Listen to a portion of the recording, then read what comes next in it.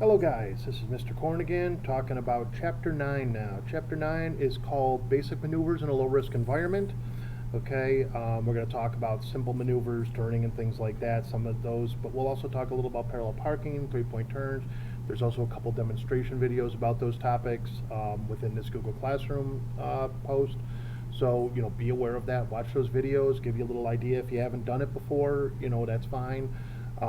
Take a look at it first and go give it a try if you get a chance. Get out there and do some driving. So if you haven't passed your road test, you got to do a three-point turn, you got to do a parallel park on your road test. Okay? The first question they have on this quiz is which of the following is the best procedure for making a lane change to the right? If you haven't made lane changes yet, once you get in the highway, you'll start doing it. Once you get up into the city a little more, you'll start doing it. You do have to make lane changes. Out here where we live in a rural community, there's not really an opportunity for a lot of lane changing because we're in one lane and the traffic coming towards us is in the other lane. Nice and simple. Okay, when you're making a lane change, you want to check all sides for a safety gap in traffic. Make sure you got enough room. Okay, it's really critical. Then signal to your right or signal whatever direction you're going. You're going left or right, it's up to you. Recheck your blind spots to the rear. If you're going to the right, you're going to look over that shoulder. Okay, make sure you're clear to the right. Okay, steer into that lane and then shut your signal off. Don't be one of those people that ride in the lane with their signal on for the next 10 miles. Okay, not a real good idea. It ticks people off around you. Okay. When you're changing lanes on a multiple lane street, I'm going to help you out a little bit with this one. Some people say that you want to maintain the same speed, which is really the best way, but once in a while, depending on traffic, you have to give a little bit of a nudge to your speed, just a slight increase. Okay, generally we try to maintain the same speed. If you're passing somebody, they're usually going a little slow, but if you have to give it a little nudge just to get past the person, I'm not talking go 0 to 60 in a half a second and pass the person. I'm talking just give it the gas a little nudge, maybe get up around, if you're in a 30 zone and you're doing a pass in the city, maybe get up to 30, 35, a little higher to pass this person and get away from them. Okay, kind of your situation you're doing.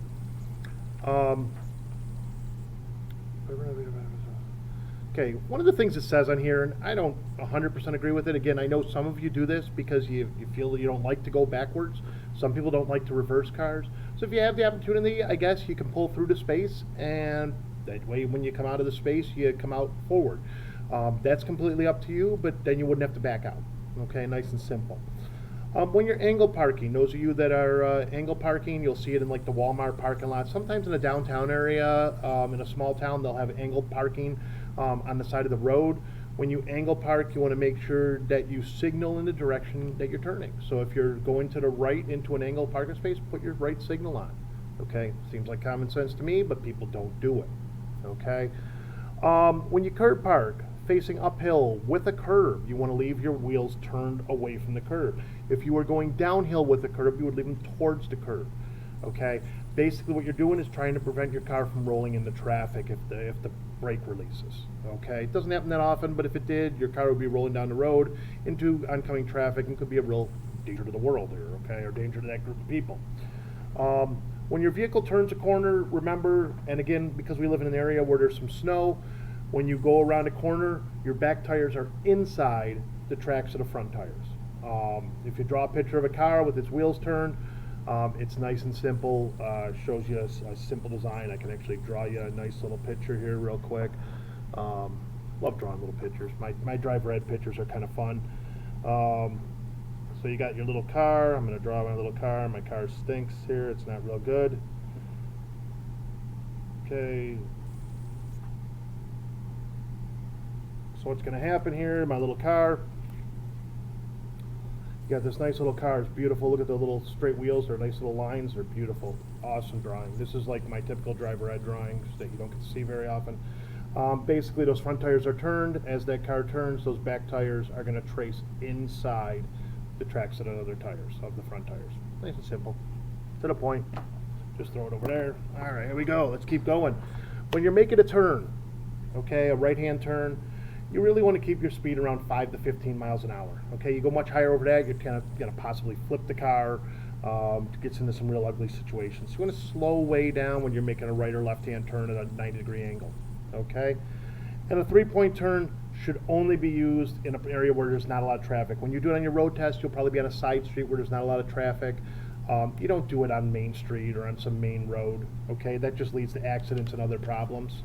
So just kind of think about that. When you're making a 2-point turn, U-turn, or going counterclockwise around the block, your best decision is to go around the block.